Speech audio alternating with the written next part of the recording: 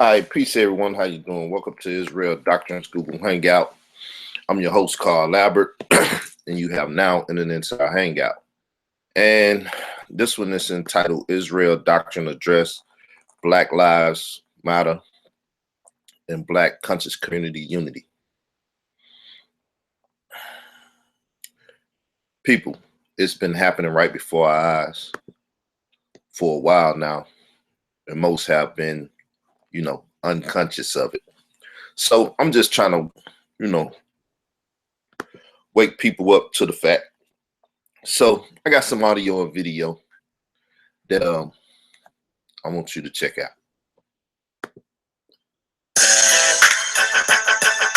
You hear that? That's that Forbes DVD sound, right? When it come on. Just to let y'all know where I'm getting the audio from, because people tripping about audio this day and time. So shout out to Forbes DVD. Shout out to Doggy Diamonds, them and everything. That's where the audio is coming from. Right? So now let's play this conversation. The title of the video that the audio came from is Should Gays Be Allowed to Teach in the Conscious Community? Red Pill, Brother Polite, Sutek, Sonetta, and King Simon and a couple more people. Okay. Doggy Diamonds is there self-recording. You'll hear his voice also. So let's hit play. Criminalization of the black man was still warranted, even if it came from a former employee of the Homeland Security. What he did, hold on. And then what he did is he showed examples of the possible infiltration of homosexuality into the conscious community. So he showed some of the elders in the community who are doing stuff with homosexuals, and he was questioning what is the reason behind these people doing business with those people. So basically they talking about irritated Genie. You heard them say Homeland Security. They talking about irritated Genie and how he was putting people out there from doing work with homosexuals, right? Some of the elders. So it's nothing new. It's nothing new, people. It's been going on. So we all know that straight black pride is like the answer to the LGBT community, most definitely the black population of the LGBT community, right? So irritated Genie took it on himself with War on the Horizon, right?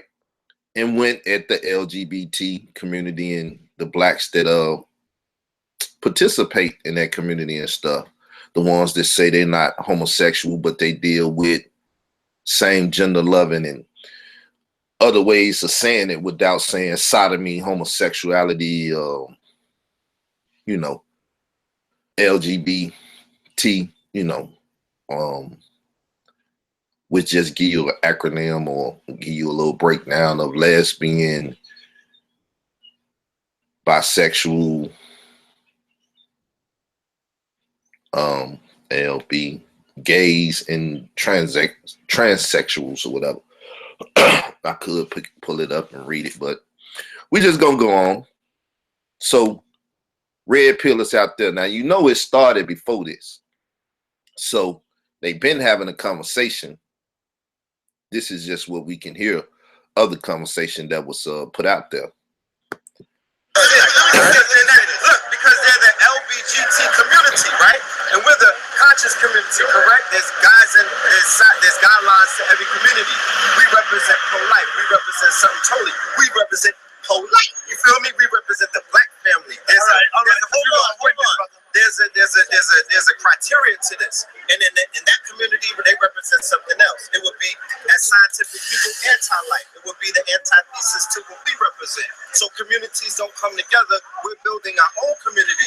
So all he was saying is if they're doing business with them, these are our elders, but they're not beyond reproach and they're not beyond being questioned. Because sometimes, like you've been saying, the elders can slip sometimes. Sometimes that can happen. Even the young masters can slip. All he did was just pose the question. So people. So all he did was pose the question, right? What they're doing is an antithesis, right? It's anti-life. It's not pro-life, so on and so forth, because it don't produce life, right? So Red Pill making an argument about what Irritated Genie is pushing with straight black pride, right? Now, you hear Sarnetta saying, let Sutek speak. Polite up there trying to speak. Y'all can go search the conversation out. It's on YouTube, right? Let's go on. Still felt like, you're not attacking him. He didn't bash them. He didn't drag them under the bus. He didn't, he didn't do some of the things. Some of the things that get me to clarify.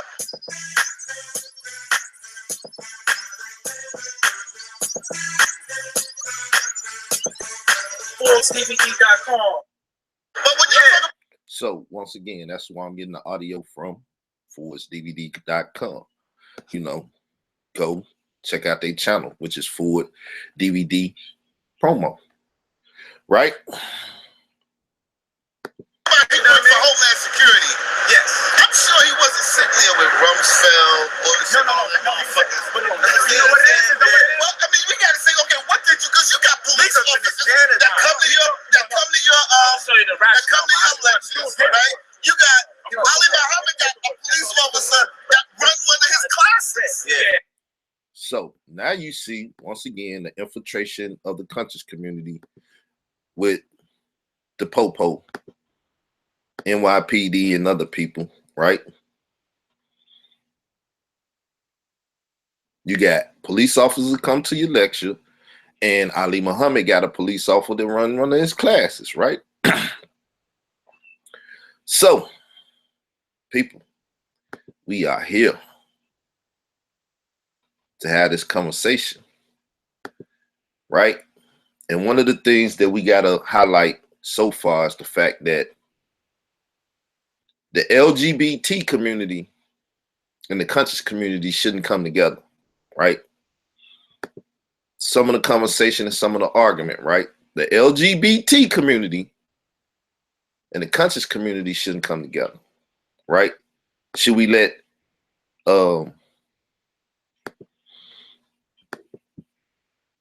gays teach in the conscious community, participate in that manner, right?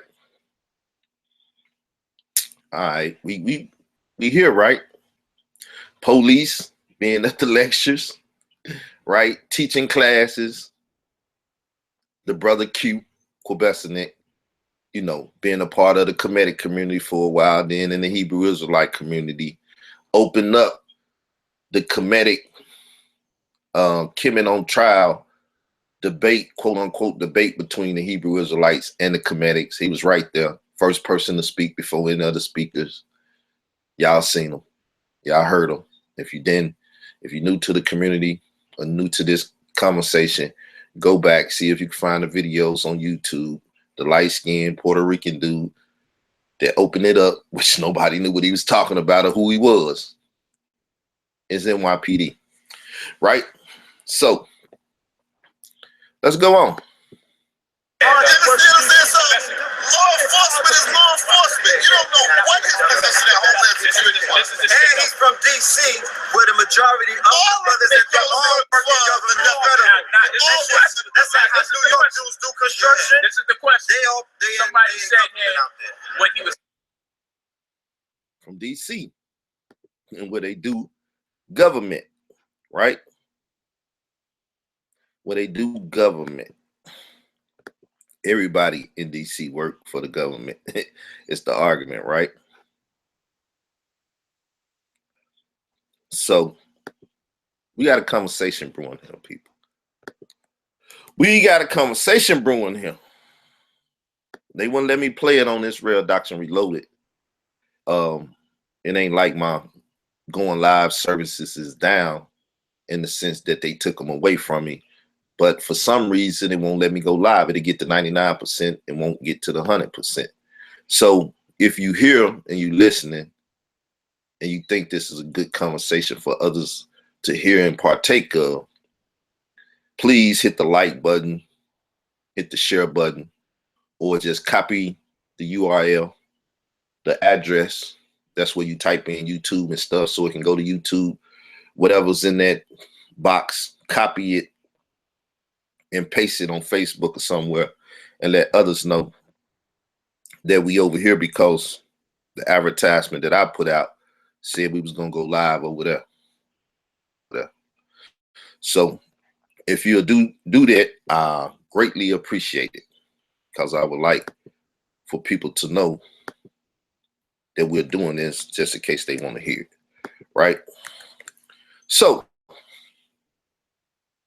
brewing, irritated genie, topic of discussion, and straight black pride, topic of discussion, right? We're going to get deeper here today, people. Remember, once again, you just can't let overt homosexuals in the community to teach and do stuff. If they covert, that's a whole nother conversation, how you deal with one that's in here covertly, right? So, move on. We're going to play some more. His teaching was justified in regards of his past occupation. That's what they say. You know how the conscious community feels about the persuasion of the government, especially if somebody who's working for Homeland Security. But I understand. I'm not knocking him. If he come with truth, he come with truth. Now, the next question is this. If a homosexual has something to teach us, would the information be warranted if we know that person's a homosexual? Naeem Akbar, who's that? We don't know that, man. Everybody's saying that. Khalid never said that. From the mosque? Khalid Muhammad never said that, brother. No, that's not true. You wasn't there. I was there. Huh? He said this. Well, he is pointing out all the homos right now. No, but I'm talking about where's the proof at with it? Y'all got a problem with marrying into the white man? Why you think he ain't in the mosque?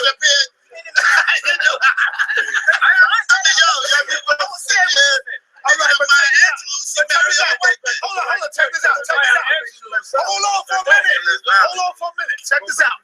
You said Dr. Naeem Akbar is a faggot, right? A homosexual. Let's look at his information in his book. Are we gonna say, oh no, I don't want his book because he's a homosexual?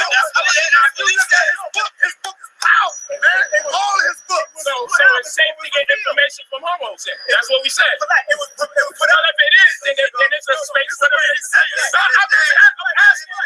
There might be a space for them.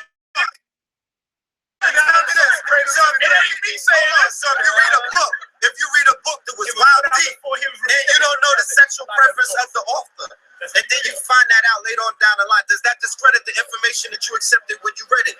No. I'm asking that question. I'm just saying, so therefore, no, this is my question now. You said that the homosexual community has their criteria, the conscious community has their criteria. So now what I ask is, what if a homosexual is educating people, and you know the information? Unfortunately, straight people didn't knock you down like that. No homo. I shouldn't even use that terminology. But straight people didn't deliver the information, or they didn't get to you in that capacity. But this homosexual has dropped some significant information that you can use for your personal development in regards of their sexual preference. Yeah. Can you be taught by a homosexual? Would you allow yourself to read information outside of their preference? That's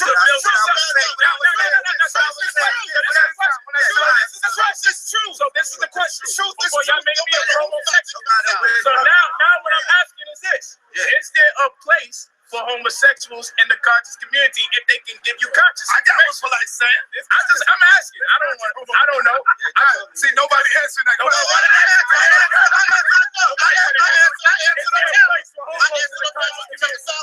You don't have a place for homos. You don't have to endorse the lifestyle. Let him answer. You don't have endorse the lifestyle, yes or no? but you can accept the information based on what you say. So is there a place for homosexuals? I say truth is truth, cuz no matter who's talking about it. We still gotta say yes or no, though. We still gotta say yes or no. We still gotta say yes or no. Red Bill say there's a place. One at a time. I say that. Is there a place for homosexuals to teach and thrive in the conscious community?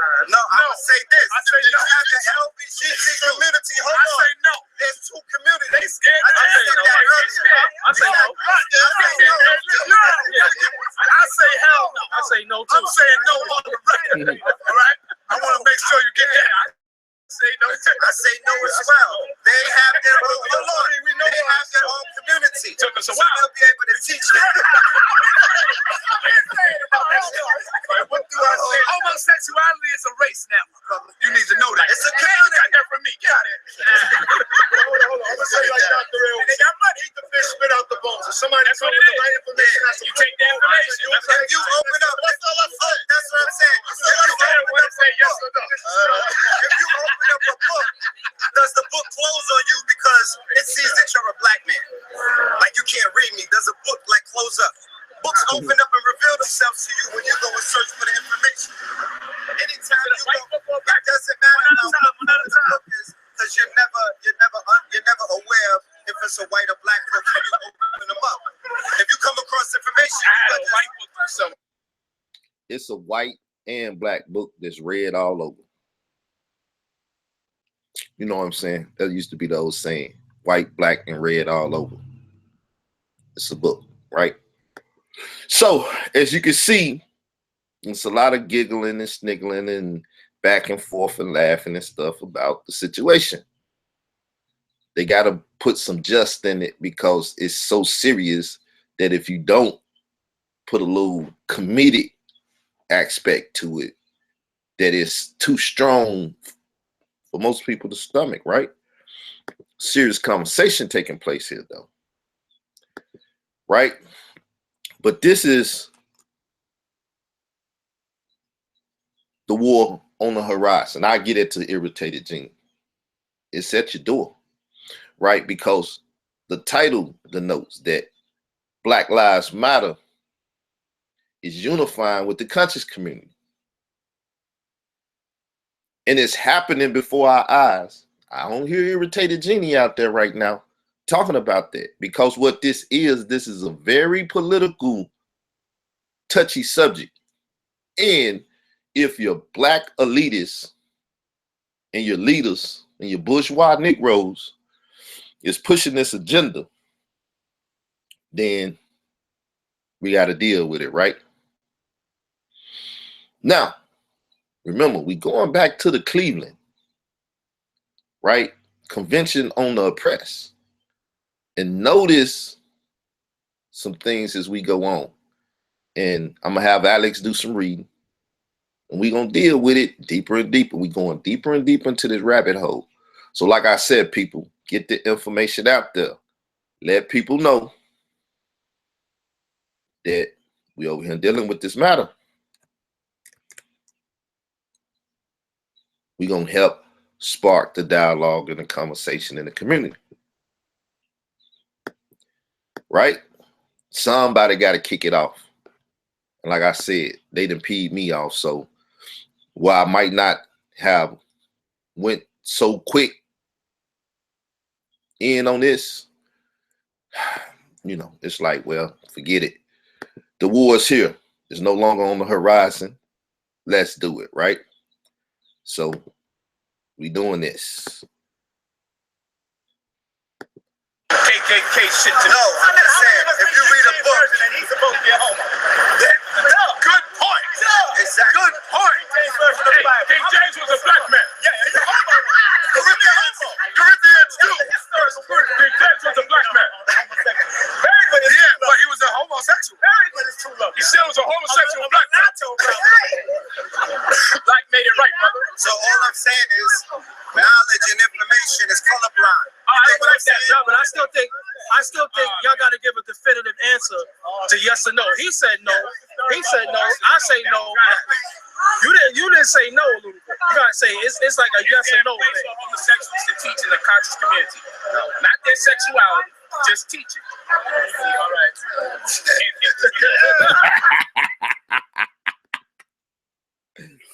I was falling out laughing. What am I supposed to say? What am I? People very similar to when Cornel West and Malik Zulu Shabazz was asked that question. Like I said, it's politics 101. It's political ground that people saying, hold up, the homosexuals, the same gender loving, the sodomites, the LGBT community is powerful.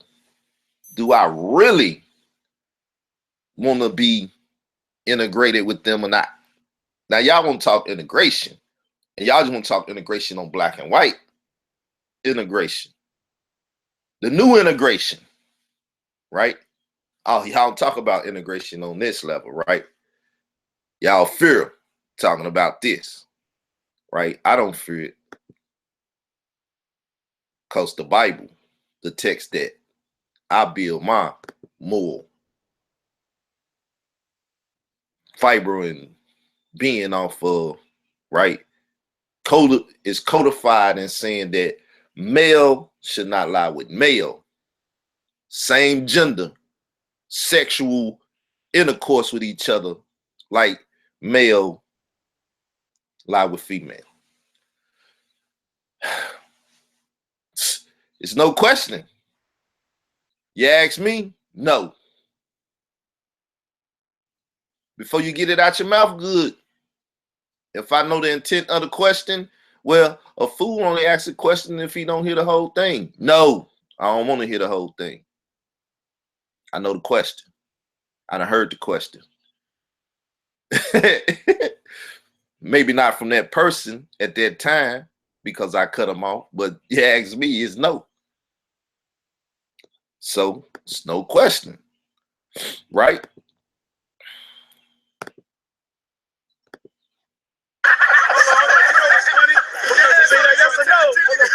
That yes or no is a No. I can't fuck with it. red pill. Religiously conscious, spiritually conscious, because there's levels to this shit. Well, you only that's a trick. I think we need to keep that. I think we need to keep that out of our community. Yeah, it's only right. We need to keep it out of our community. We are taught by people from our community. We have to abide by the frequency. I'll let the homos teach the homos. The lifestyle of. So let me pose a question. Hold on.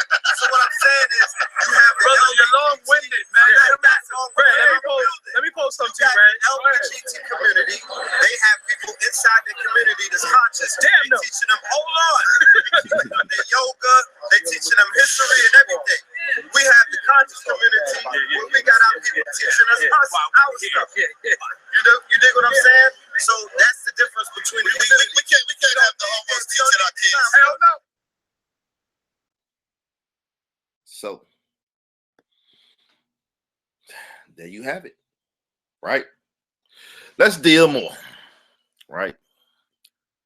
Let's deal more. That conversation took place.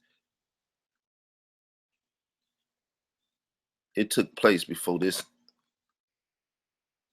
happened. Hold up, I didn't get the flyers out. Let me get the flyers out again. Give me 1 sec, people. I gotta.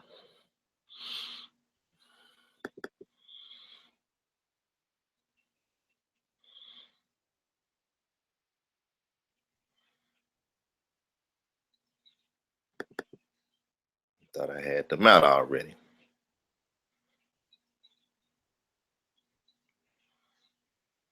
That conversation took place before this took place. This was 2016, Cleveland, Ohio. Right?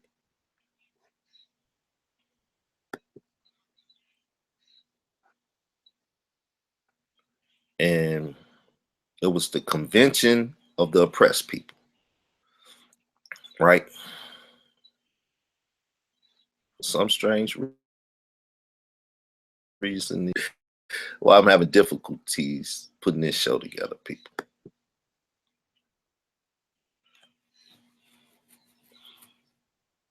why I said I'm having problems putting this show together.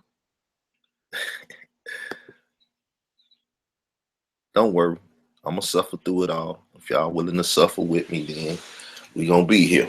I see the numbers growing a little bit. It's 17 people now, right? Like I said, to those brothers that work the back chat and everything, drop the link in the back chat. Let the people know we doing the show, right? Because at the end of the day, everybody and their mama gonna jump on this conversation pretty soon. The narrative is being set. On your mark, get set, ready, go, right? So, y'all weren't ready. My bad, false start. Y'all weren't ready. Line up, get ready, right? And on your mark, get set, ready, go.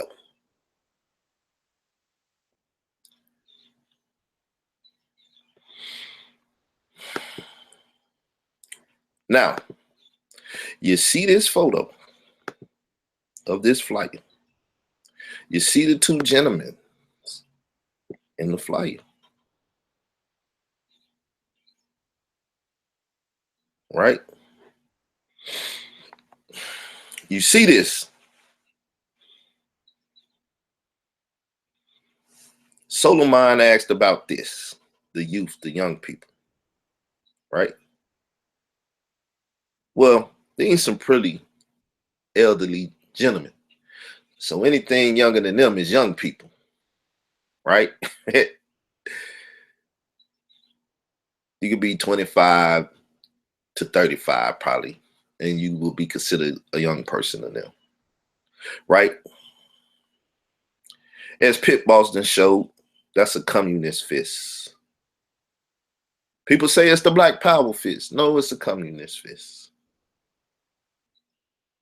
right? Go to Digital Pit Boss channel, and I think he got, I don't know the name of the video, but he got that up there, right? And as I said, they damn near predict Trump presidency and stopping Trump, shut down Trump. Or were they working for the Democratic Party at the time, Hillary Clinton at the time, Black Lives Matter at the time, so on and so forth. And the powers that be that already knew that Donald Trump was going to be your president. Because you don't choose the president, they choose the president. And propaganda is a powerful tool.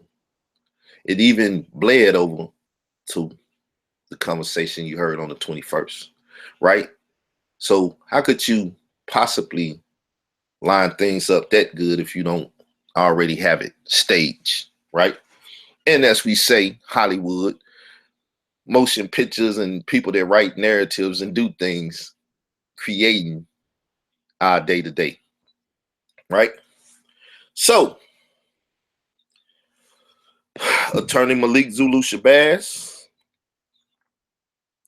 Convention Chairman, Cornel West, code note, right?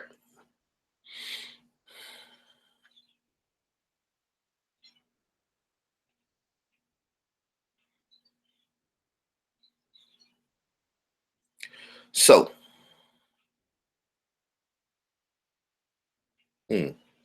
interesting. What I'm going to do is I'm going to do a little research right here on the spot. Right here on the spot. What I want to do is I want to look up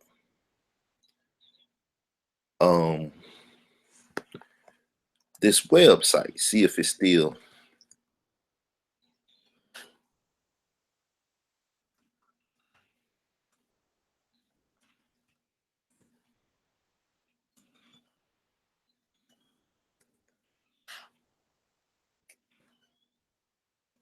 I want to look up this website. I want to see the jargon they got on it. So forgive me, people. I gotta take a little sign and little time and veer off. Please stay with me though.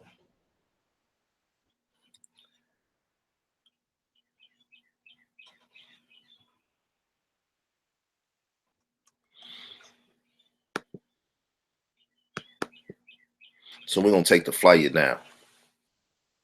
I gotta take a little time. I gotta veer off here and look at this website right quick. All right, it looked like it's not giving me the website. So let me make sure I got it spelled right. Thepress.org.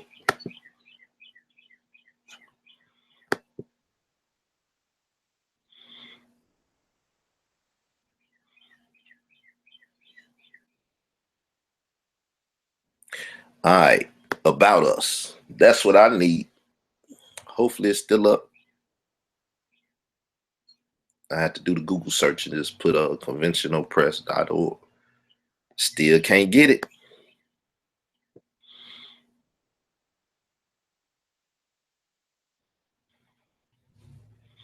Somebody do me a favor. See if you can get it.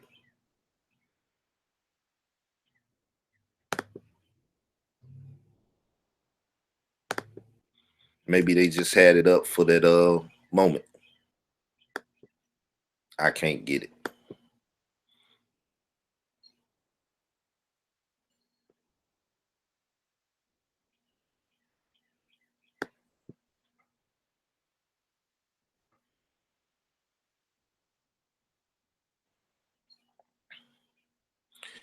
This is where we need a techie to come through. Somebody that can go get them old sites.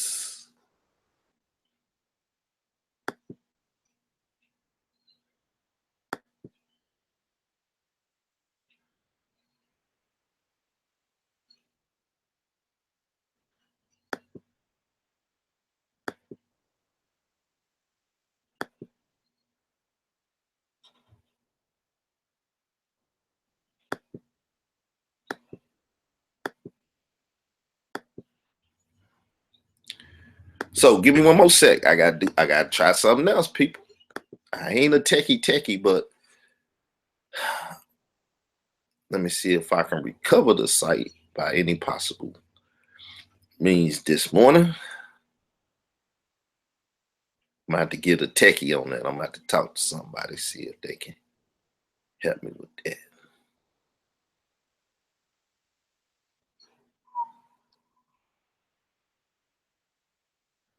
Hold up, now what's going on? I can't find my recovery site because I used to have Israel. Oh, gotta go up. There we go. I used to have Israel Doctrine Entertainment.com live. Now I got Israel Doctrine.org. So what I'm gonna do is I'm gonna do what I can to see if I can find a way to recover this site.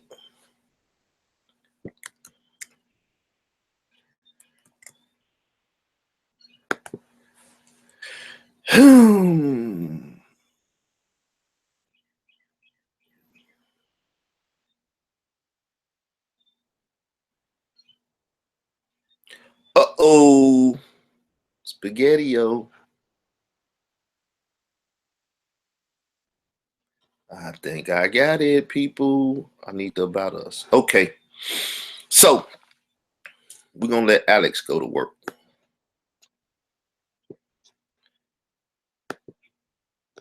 I think I found the way to do it. I'm gonna show y'all what I got so you can see that, you know, my techie skills is pretty decent.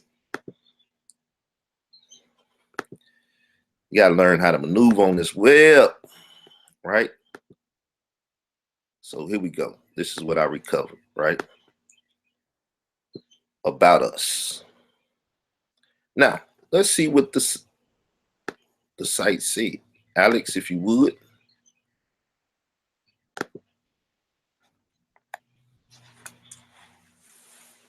The National Convention of the Oppressed is a convention organized around on black power and self-determination for the oppressed peoples of color in America. The National Convention of the Oppressed is an historic gathering and summit for leaders of the resistance movement against racism and injustice in America today. Such racism, injustice and common fascism is personified in presidential candidate Donald Trump. Our convention is about black power, unity amongst oppressed people, uplifting ourselves and preparing for the worst, a Trump presidency. Organizers intend to declare a united front of over 100 black organizations and persons of color, over 100 GROUS, and leaders from all over America will speak and attend. Drive. Malik Zulu Shabazz, organizer of National Convention of the Oppressed. Malik Z. Shabazz, ESQ, is the national president of Black Lawyers for Justice and chairman emeritus, former, of the new Black Panther Party. Mr.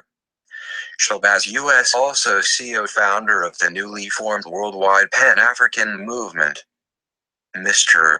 Shabazz has been heavily involved in the movement for justice and the black movement in America since he was the standout student activist at Howard University. Attorney Malik Shabazz and Black Lawyers for Justice have united with 20 other co-sponsors to produce the National Convention of the Oppressed. So 20 other co-sponsors, right? Okay. Co-sponsor. We gotta get back. We're gonna leave that flyer. We're gonna put it up there though, because I want to just show you some of the co-sponsors. Black Lawyer for Justice, New Era, Detroit, Black Lives Matter, New Black Panther Party, Black Women Revolutionary, Black Education for Justice, and I don't know what that is. Co-sponsors. A co-sponsor. Put it in the bullseye. Right? Now, you would say that's not the conscious community. That's not the conscious community. That's not the conscious community. That, nor that. You don't see them as regulars on Sinetta TV, aka the so-called conscious community, right? And at this point, you would say, conscious community ain't got nothing to do with that. It's supposed to have been a youth rally. So when Solomon asked that question about the youth, why is it such a problem? We're going to get to the audio in different segments of it. Like I said, I got to take my time to cut it up and stuff. I got other things to do in life too. So, 20 other co-sponsors, right? Who are these people? Could they be part of the co-sponsors?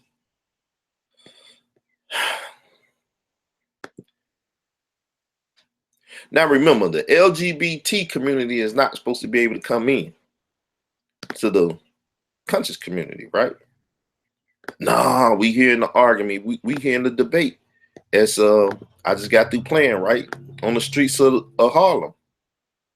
So let me show you the conversation, right? We're gonna go to Black Lives Matter now. And we gonna listen to their About Them section. About Us section, right? About them. And let's listen to the political lingo. As you look at this picture, I'm gonna keep the picture up there, right?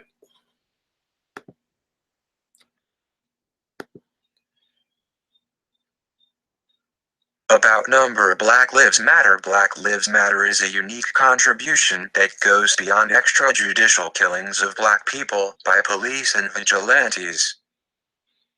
It goes beyond the narrow nationalism that can be prevalent within some black communities, which merely call on black people to love black, live black, and buy black, keeping straight cis black men in the front of the movement, while our sisters, queer and trans and disabled folk take up roles in the background, or not at all. Black Lives Matter affirms the lives of black, queer, and trans folks, disabled folks, black undocumented folks, folks with records, women, and all black lives along the gender spectrum. It centers those that have been marginalized within black liberation movements. So it is a tactic to rebuild the black liberation movement. So it's into rebuilding the black liberation movement, right? Black Lives Matter. Now, who's building the black liberation movement? Is it Malik Zulu Shabazz? And the co-sponsors, I want to take you there so you can see what was being read. You could go there and read it for yourself. Black Lives Matter, right? Not just the extra I can't say it, killing the black people, right? By vigilante cops and stuff. They wouldn't put cops in everything. They don't want to even say that the cops is killing people, like vigilantes, right? It's beyond the narrow nationalism that can be narrow nationalism. Y'all narrow-minded, y'all in the black conscious community, right? Some black communities, conscious community, right? It's just call on black people to love blacks, right? Live black and buy black. Keeping straight black men basically in the forefront, while the sisters, the queens, the gods is in the back, right? Like Polite, he stay out front. He says wives is gods, but he don't put them in the front and take the back seat, right? Trans and disabled folks, right? Play the background and stuff. It affirms what? People. It seems like the convention, right? Conversation was written by the same mindset, same people, right? Just twist and turn a little bit to make it fit. Just a little bit. I see a bunch of brothers in the chat too. I'm gonna try to get y'all a link so we can talk about it some more. I just want to lay down some more of this, laugh and have fun. It's fun for me. This is fun for me. You know what I'm saying? Looking into this stuff, decoding stuff, right? So, once again, Black Lives Matter. Now, this is the conscious community. You see what I'm saying? This is the conscious community. This is the conscious community. This is the conscious community.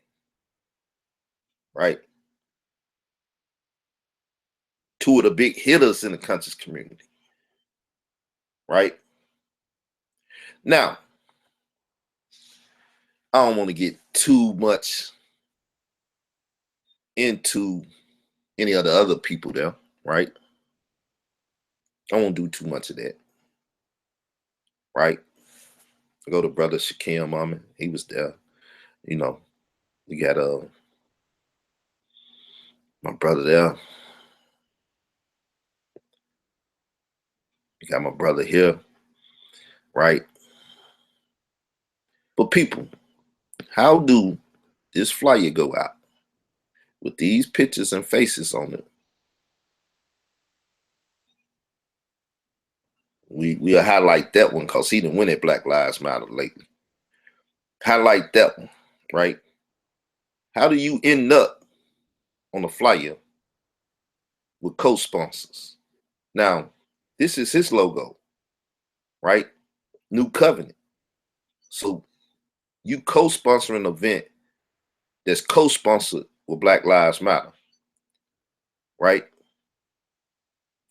And most of these other people didn't show up to the event, or you don't see represented in the event, but he became the star of the show.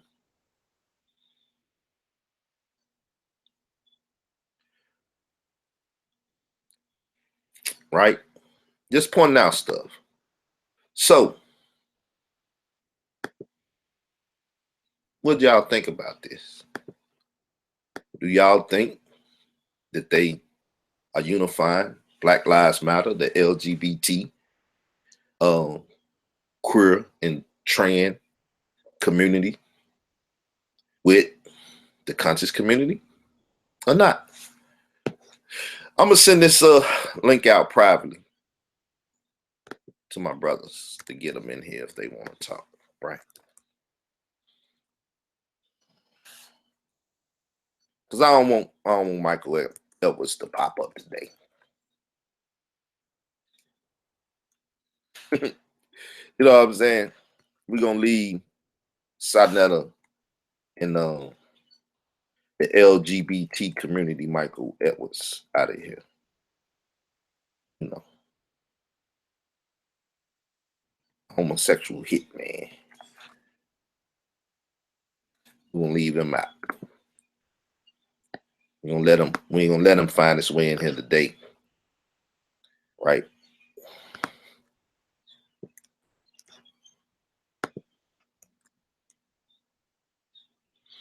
Man, can't find my brother. So let me see. I can find a way to do this. I'm gonna send it to Royale though. I see he's up. See if he around.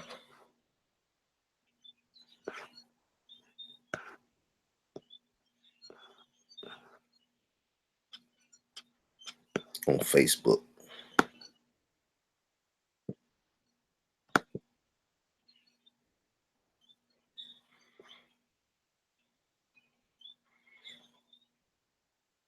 What is that on Facebook? I never see that before.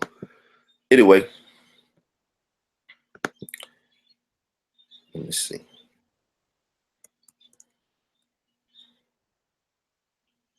Oh, yeah. Give me 1 sec, people. I got to work this out. For some strange reason, this computer ain't moving like it normally do.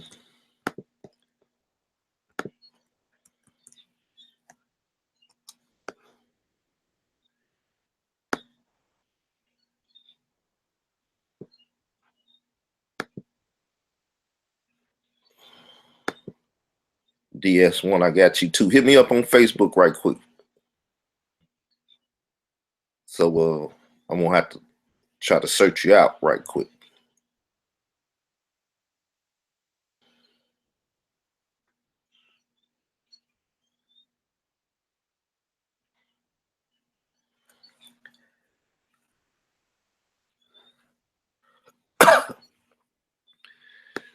Man. It's best to send y'all this stuff over Facebook if you got a Facebook.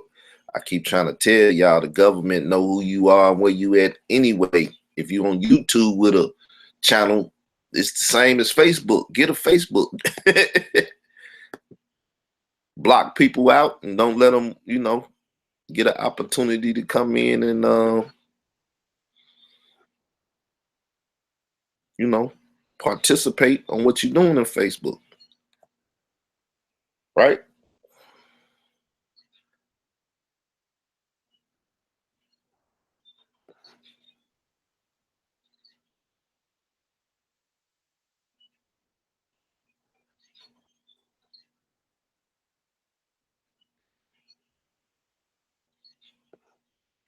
So I don't know if the brother Royale's still around.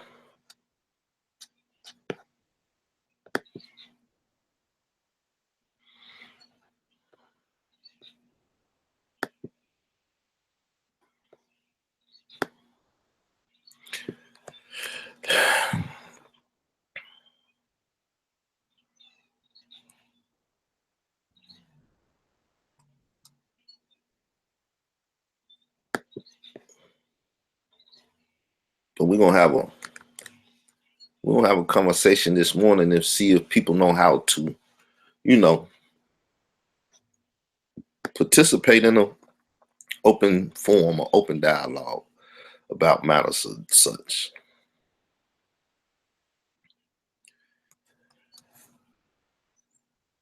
I'm sending the link to some people. Now, don't get on him pussyfooting around. I ain't got time for nobody that's scared to talk about the situation and call it like they see it.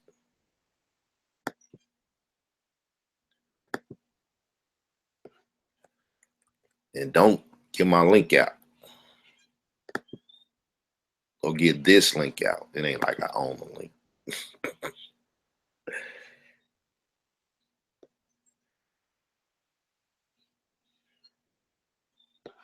But see, this is one of the problems, people. We got a lack of participation in real dialogue. So right now, you know, what are people at? Who can I send a link to and stuff?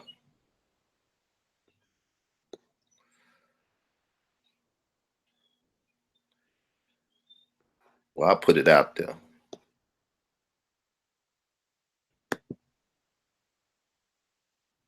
Will somebody hop on? If you're in the chat and you want to get on, you can do so. Just let me know. Hit me up. But anyway, if they don't come on, F them.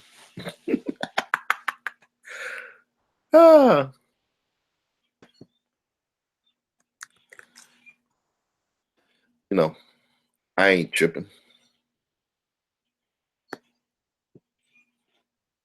So, people, look what the Black organization and unity, right? What they're unifying with. Co-sponsors, right?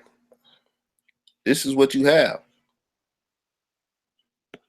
1, 2, 3. Well, we're going to say both of them are league. So you got 1, 2, 3, 4, 5, 6, 7, 8, 9. That's 9 out of 20 right there. How many people do we got on here? 1, 2, 3, 4, 5, 6, 7, 8, 9, 10, 11, 12, 13, 14. So you can see the good majority of the sponsors and people is right here. You see the names at the bottom. Convention Against Injustice, right? But you can't be narrow-minded, as Black Lives Matter say. You know, some of you cats are narrow-minded. You know what I'm saying? With your nationalism, narrow nationalism, right? Putting straight black mans in front of the world, aka straight black pride, right? So we got D-Red in the house. What up, man? Oh shit, what's up, man? I'm just glad. So now what we got to do is we got to pull up another picture. I ain't download this one, so let me download this one. So right? Because Irritated Jenny found himself on that flyer, but being down with that conversation and that unity. But the funny thing about it is, unless you see a Black Lives Matter representative on the picture, which is Black Lives Matter representatives on the picture, Cornel West his damn self, right? But I'm gonna show you the picture again. I'm gonna show you, because what happened is,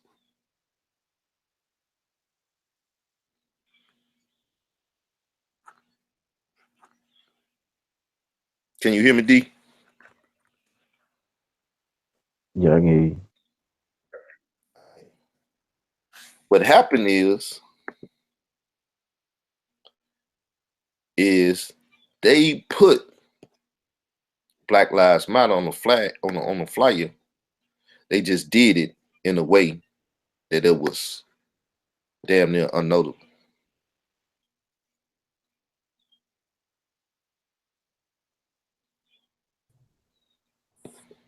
Right?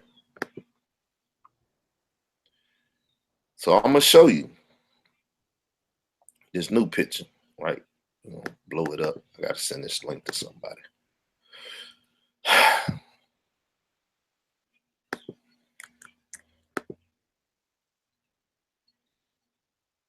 Right? I'm gonna show you this new picture and show you how slowly but surely they start linking other black people and black groups and sponsors along with the Black Lives Matter thing, right? Now, if they did this with Cleveland, covertly easing this in on us, then you can't tell me, because Sarnetta's on this picture too, you can't tell me that what they was doing in Washington, D.C., that they weren't easing something in on you.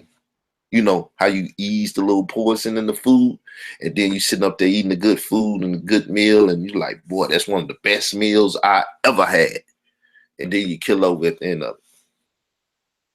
So that wasn't even one of the best presentations based up on title, debate, given, right?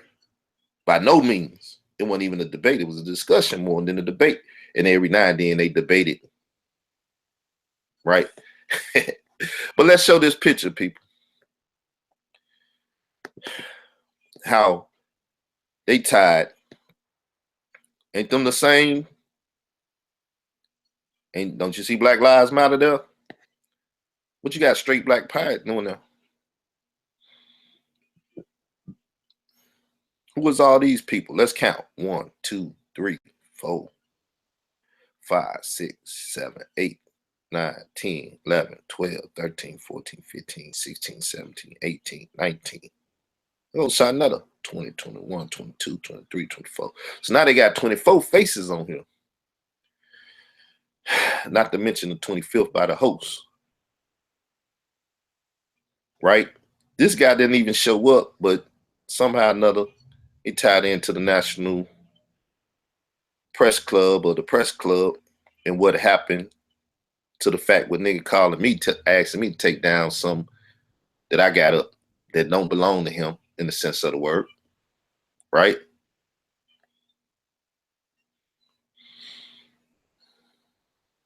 What's going on here? Why all these other people was not represented? Right? We know he was there. Why the other people ain't representing? Why Polite one now? Could it be that they are realizing or have realized that or become conscious of the fact that this Black unity thing is being sponsored and ran by Black Lives Matter? And they trying to broaden the narrow perspective of Black nationalism. Y'all tell me. What's up, brothers? What's up? Peace, peace. Y'all been listening to the show? You know what's going on? Yeah, man. I know what's going on.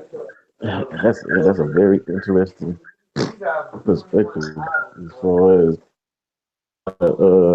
ease Black Lives Matter into the Black nationalist paradigm and conversation.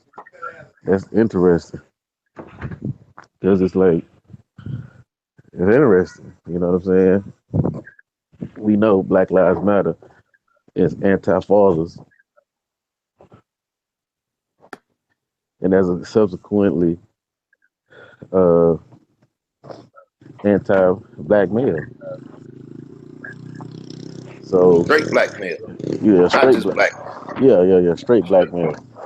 So it's like I find it interesting that any straight black males will align themselves with that particular movement on any level, being that it's against black fathers.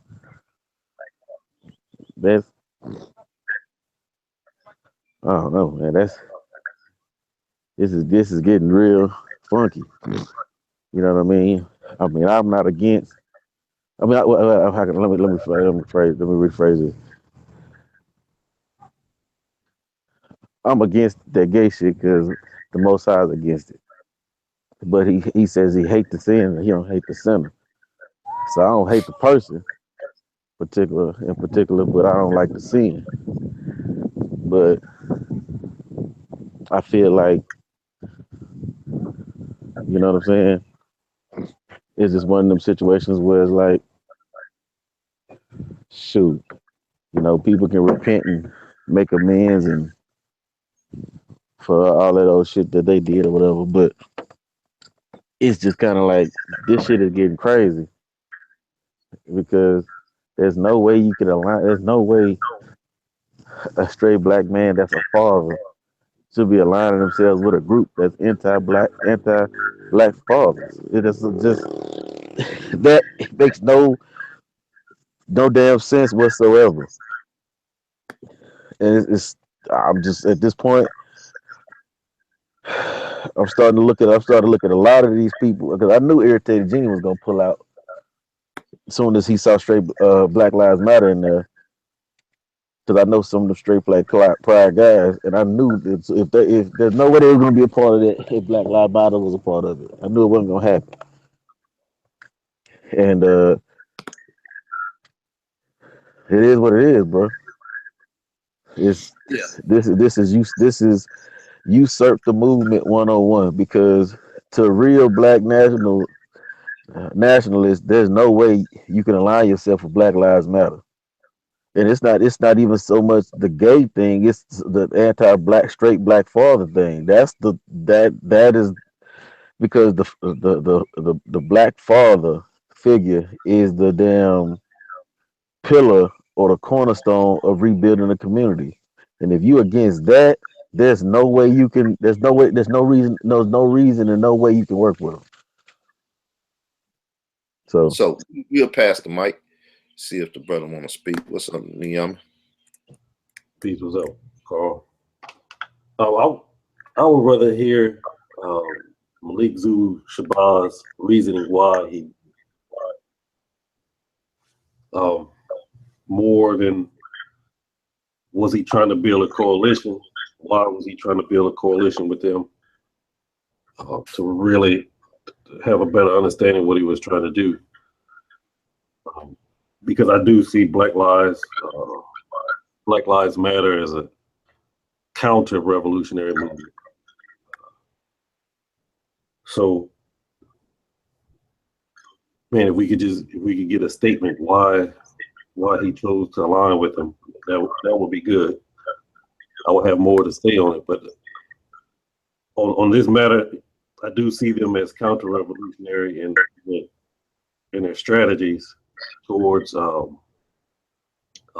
Pan-Africanism and nationalism. So I do see what you're trying to say, Carl, but I would like more information on it to really make a judgment on Malik Zulu Shabazz or why he did. Well, do you agree that from what I presented, it looked like that they was in cahoots with him? You mean part of the strategy of building the coalition? Building the coalition as well as whatever had to do with it. You know what I'm saying? They right there on the flyer. They're co-sponsors. They was a part of it and everything. Like you say, well, we would have to get the organizer, the number one organizer and the host to let us know, which is Malik Zulu Shabazz, right? But it's obviously that they're playing the politics of straight black pride. We know Cornel West, he down with him. It's no question, right? So, I mean, the fact that he got Cornel West up there, got a Marxist up there, got one that's you know, doing that. I mean, it's I don't know. If you ain't seen it and heard it by now, I don't know how to really just jump back in it right quick. I'm trying to send a link out too. I say, is he or is he not in bed with Black Lives Matter? Right? Not why or was he trying to do this or do that. He's in bed with Black Lives Matter. That's the way I put it. I believe that. And unless he showed any difference, then Black Lives Matter is basically running his program, for as I'm concerned. He had to come out and deny that and show evidence and proof that that's not the fact. Right. I would take a stand more that then your statement will be inconclusive. I don't think you have enough evidence to say he's in bed with him. Because to me, being in bed would mean he's promoting their agenda, or they are his paymaster.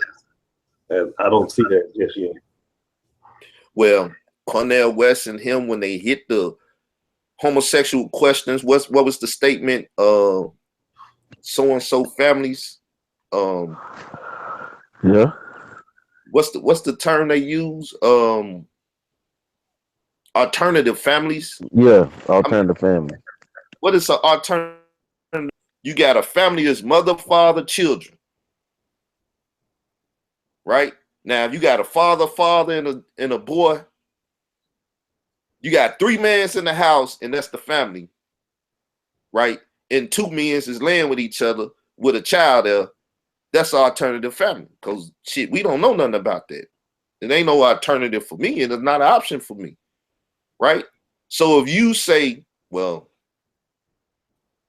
alternative families and alternative lifestyles, and you don't come out and say no, offensive, however you say that, then you're not being straightforward.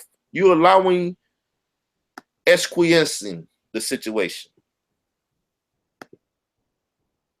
You're not speaking on it, so therefore you agree with it. Also political at this point, and people saying, well, I need, as you say, I need to know more. I need more evidence. I need this and that. Well, just go to the tail of the tape. That's why I got the audio out there. No, I remember the statement he made. He didn't say he was for it. He said he was against it. Now, I know Cornell, he's a neoliberal, so he's not gonna talk against it. He will back it. Malik Zulu Shabazz, he said that he's against it. But I forget the second part of his statement, that he helped. Is it that statement you're talking about where he said he helped his friend that was a homosexual? Yeah, he said he helped a lot. He know a lot, this, that, and the other. And he's trying to get him back in the army and, help produce babies with a family, a husband and a wife, and, grow the black family and everything. Because, Khalil Muhammad whole thing was when he spoke on the white woman and saying that they produced the babies, and so they produced the warriors in the machine. The same thing for the black woman. The black woman creates the army. They the incubators for the soldiers of the future. But you got to have a black man to plant that seed to create that soldier. They create together, right? Both of them are part of the creation process. So you can't produce an army if you can't produce children. And the alternative family or lifestyle don't produce children. So, I mean, unless you're just speaking out against that, you for it. Well, what do you think about that? It's the same thing when I just played the audio with Sue Tech and Sonetta, Red Pill, Polite, and King Simon and Doggy them. People ask the question and it's like, what the hell do I say? Yeah, no, I ain't for that.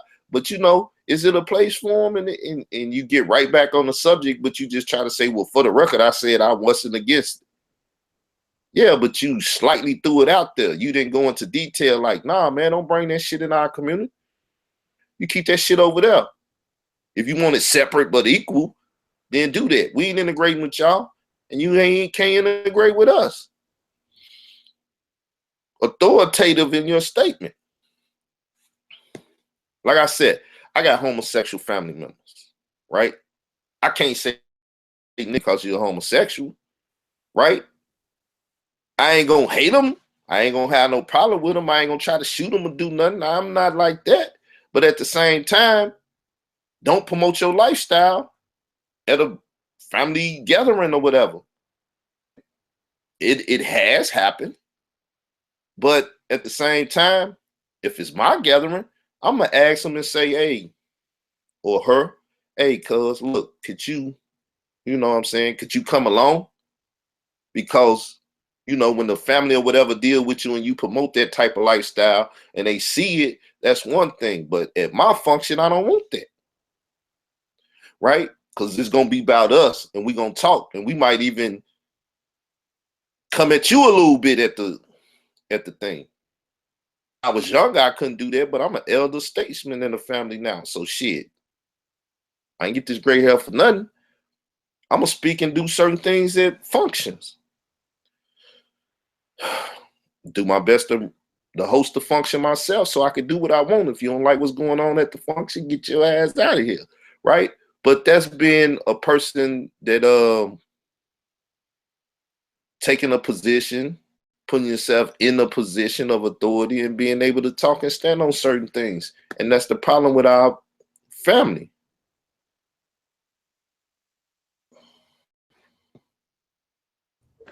Yeah, I mean, I think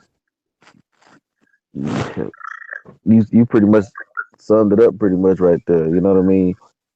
Uh, People think that you got to be able to. It's about hating somebody, and we got to remember. And this is something I had to remind a brother not too long ago. Just because you against something, don't mean that you don't understand a lot of the methodology and how people get there. That's why you remember that I sent you that thing about that because I already researched most of that, but he brought a few things out that I didn't know nothing about that Wesley Muhammad lecture. I think I sent it to you a while back, huh, Carl? Yeah, with the you know, medical marijuana turning Yeah, people and with yeah, that. so it's like it's a lot of things that are contributing to this phenomena in our community that's being propagated and being promoted that we not understanding. So we gotta have to come to a conclusion that some of this stuff is not the fault of the people that live their lifestyle. You see what I'm saying? It's because it's Yeah, an but it's agenda. just like having a drug dealer in your family and stuff. It's the same thing, you Yeah, know. you know what I'm saying? Exactly. It's like being in the closet with it. We know what you do. You know what you do, and everybody know what you do. But at certain functions, you ain't finna come in here with a dirty and stuff and just be, you know, it's like, nah, nigga, you keep that stuff in the streets where you doing it. Yeah, You know what I'm saying? yeah. You know, Keep that over there. Don't bring it over here. So I wouldn't be arguing and stuff that at the same time they couldn't come and sit down and be a part of a function. If they part of the black family, just like I'm saying with my family, and I got family members like that, you're a part of the family. But when you come in here and you see us addressing and dealing with things, you can't come in here on some rainbow bright shit and think that it's gonna be all good. You're gonna get addressed. Like, what are you doing in here with that? Same thing. If you got straps, but you carrying dirty straps and you come into a meeting and the people come in there and they start doing stuff and you got dirty weapons on you with bodies and stuff on it, now you putting us all in danger. So if you ain't got a clean strap, leave that nigga at home until you. We got straps. We'll take care of you. Leave that one at home. They got the body on it. Don't bring certain things into certain environments that's supposed to be sanctified, set apart for certain things, because if you bring those elements in there, then you basically infecting the environment. You just brought a foreign thing that is not conducive to us into the environment. Leave certain stuff out the environments and those type of family functions. For us coming together like that, you got to leave that stuff out the environment. I believe that. But now, like I said, I don't have no problem with homosexuals or LGBT people coming over to my show, talking to them, this and that, because the thing is, one do want to comprehend a little bit of what your mindset is and why. And maybe then having a conversation, we can get you back in the army, as Malik was saying. Yeah, that was a lot of the whole thing now too. When you add in that when you add in that Black Lives Matter and them not wanting to alienate the LGBTQ community, because that is the money base right now that you can see behind Black Lives Matter, just like how the original civil rights movement turned into the women's right and the original gay rights movement. A powerful movement of people that have tremendous financial backing, be it from Hollywood and from different corporations that's there.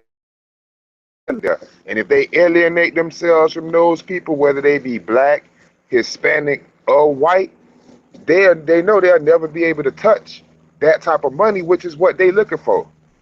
Even in that so-called debate talk, rhetoric around funding and how people is not funding them to do the works that they so-called say they need to do.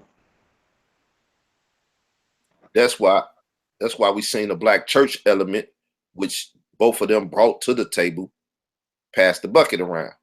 Now, see, I think Malik was aware of that. Like, hold up, it's a live stream going out, and y'all want to walk around with the buckets and stuff. You should at least wait till we get to a certain point, since he's the organizer and stuff, and get ready to close out, because we don't want to trip. Can you hear me?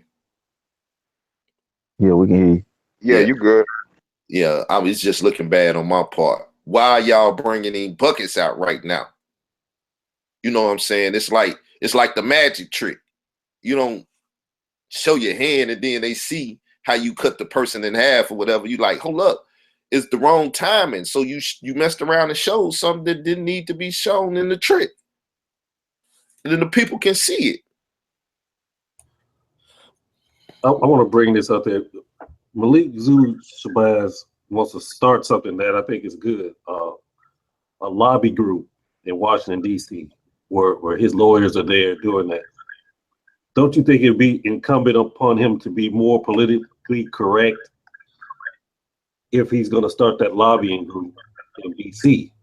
Now, us on the grassroots, we can be who we are, but having that type of element in Washington, D.C., that can communicate back to the grassroots, you want him to be a little bit more politically correct than the rest of us.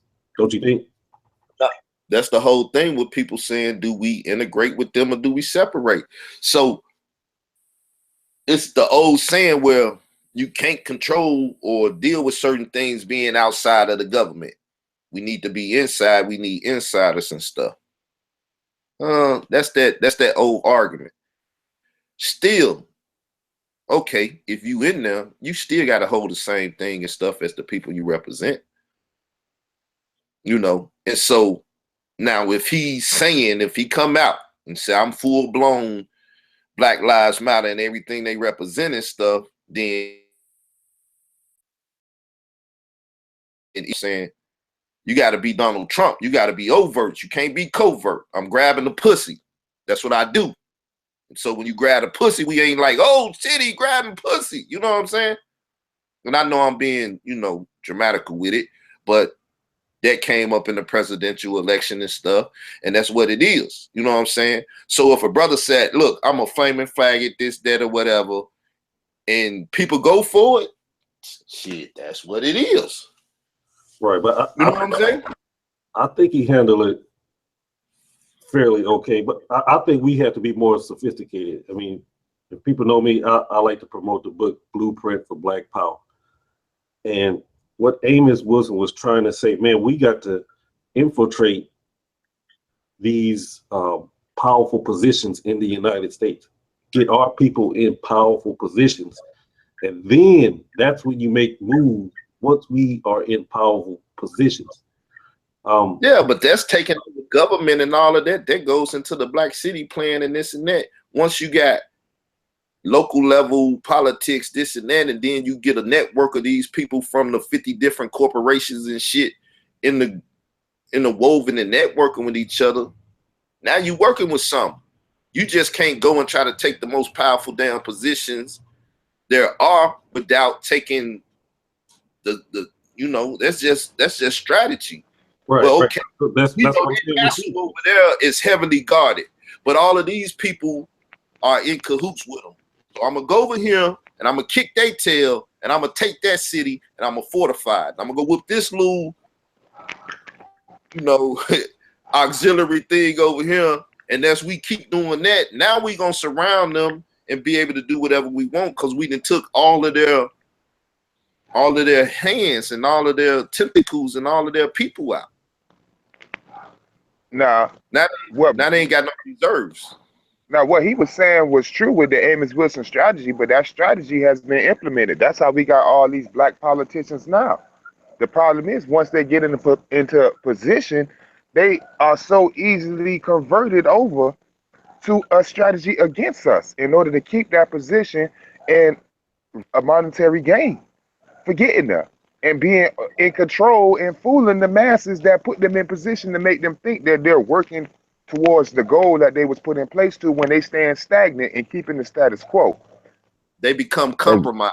Exactly. And so what ends up happening is to piggyback on what the brother's saying, that's why you got to start being leery of Malik Zulu Shabazz. I'm just gonna keep it real. I mean, because for somebody that talks about Khaled and how you revere Khaled and Khaled was this and Khaled was that, Khaled wouldn't be aligning himself with none of the people this dude is aligning himself with. Khaled wouldn't be compromising at all. That's You what see what I'm I'm saying? saying. With none of them people. You hit So it it's like, right on the head. yeah. So it's like, has this compromise, man. yeah. He's showing you his character by Right what now. he did with Polite.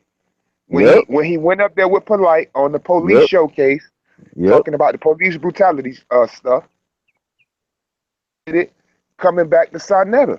And then it continuously showing the link still between the House of Khans and Polite. And now you bringing in Malik Zulu Shabazz into the fold. Somebody who was already questionable. And we continuing on, and now we creating a larger facade of questionable people, and especially in this time. See, they trying to take advantage of this mass hysteria. The man has done nothing yet to cause a hysteria.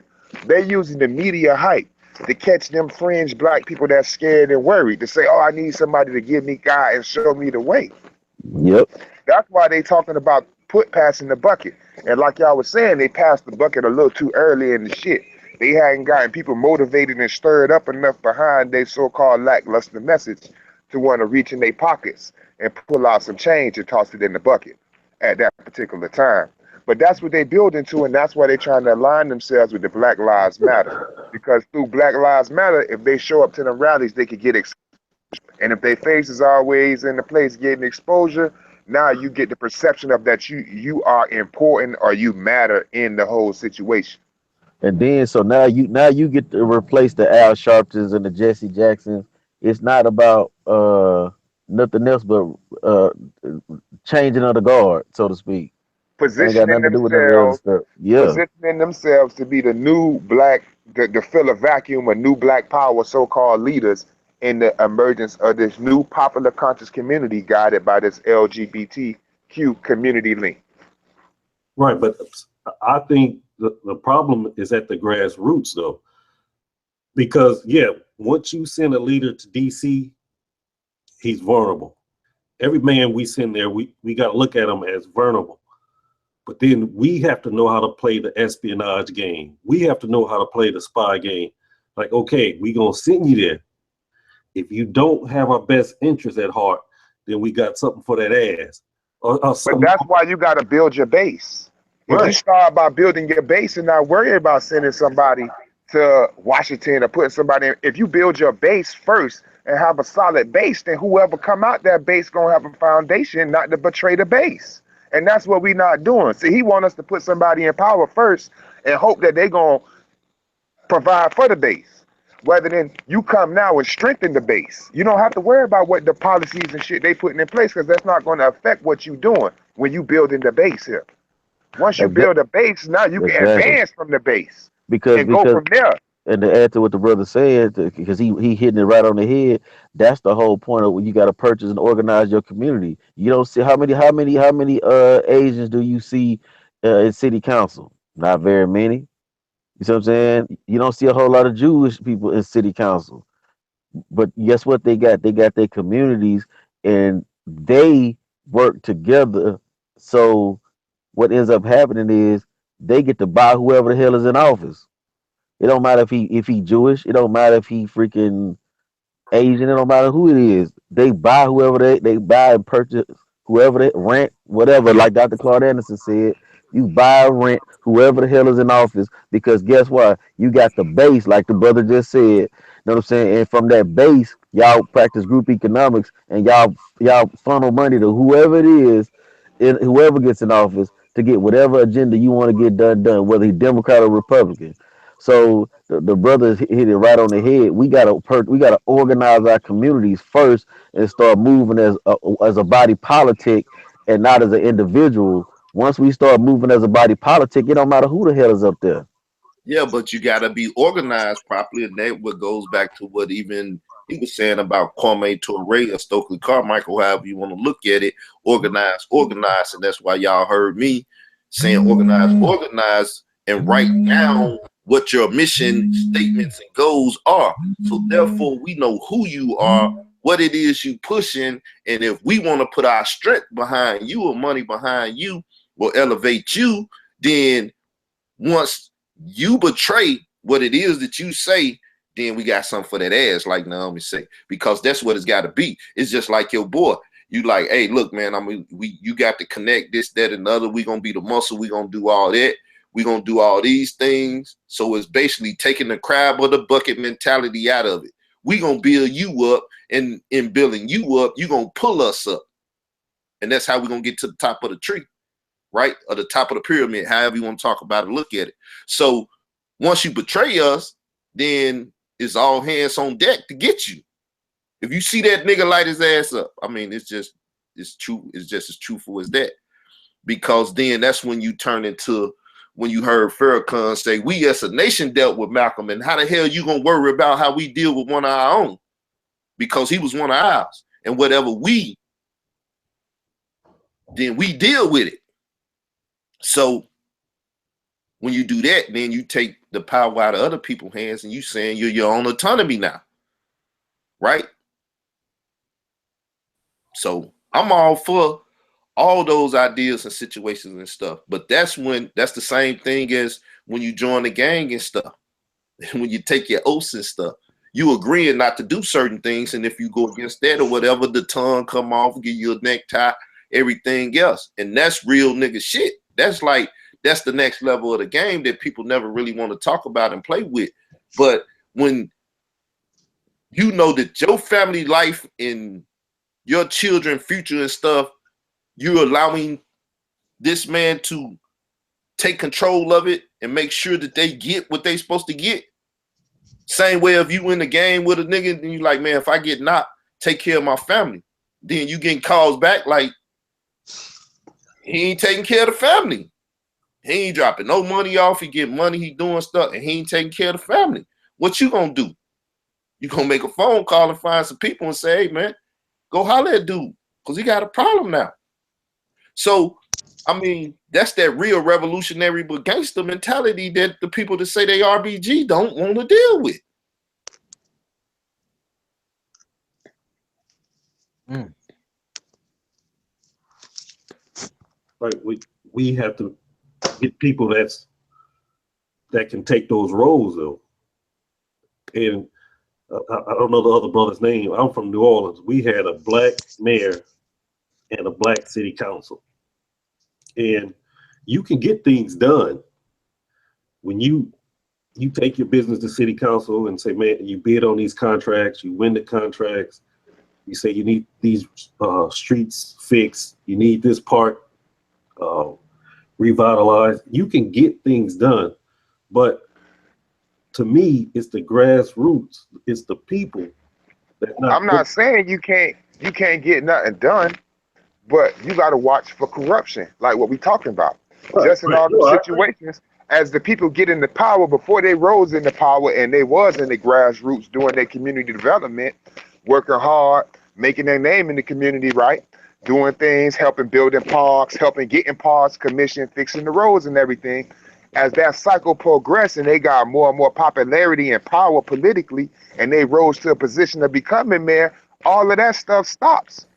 And it repeats itself in every African American community that you see. Because I'm from Miami, and we don't have black city commissioners, Spanish city commissioners, and you see it all start, the cycle start from the beginning. I started in the community wanting to work for the people.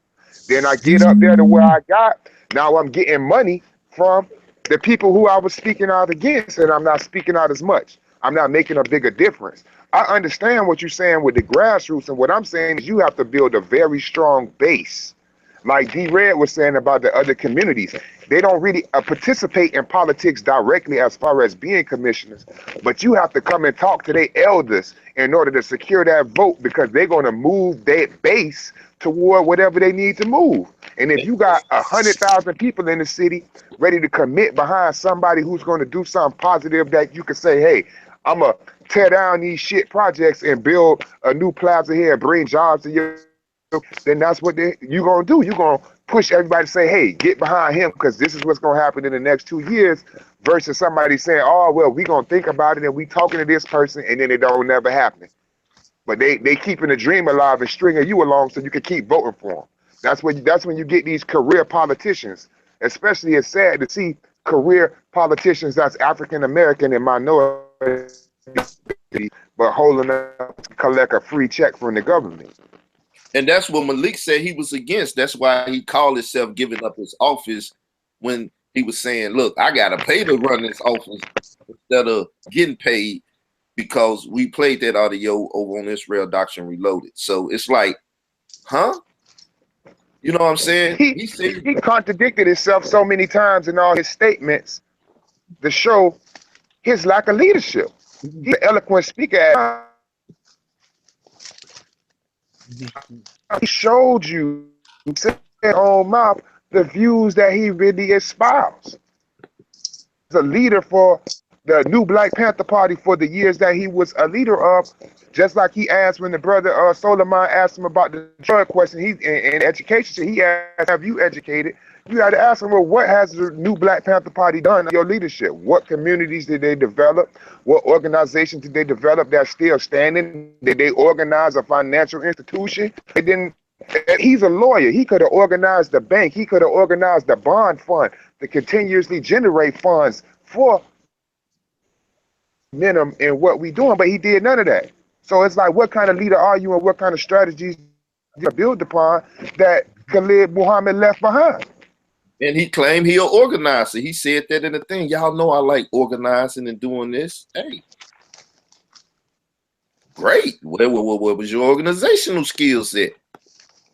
From the grassroots, because the new Black Panther Party is grassroots. But as he said, he got it to a degree, damn near come in and try to get all them back on one accord, because they so divided and stuff. Once again, Sarnetta left the new Black Panther Party when Malik took over. It's because he had a problem with Malik. He didn't believe that the new Black Panther Party would be shit without Khalil Muhammad. And he didn't want to stay there and put the work in now. Where's the Harlem chapter at right now? See, these are things that, like I say, I'm going to bring them up because I don't give a damn. Right? What they doing is saying it's not going to affect me, in the sense that I'm afraid of any individual or any organization or any fucking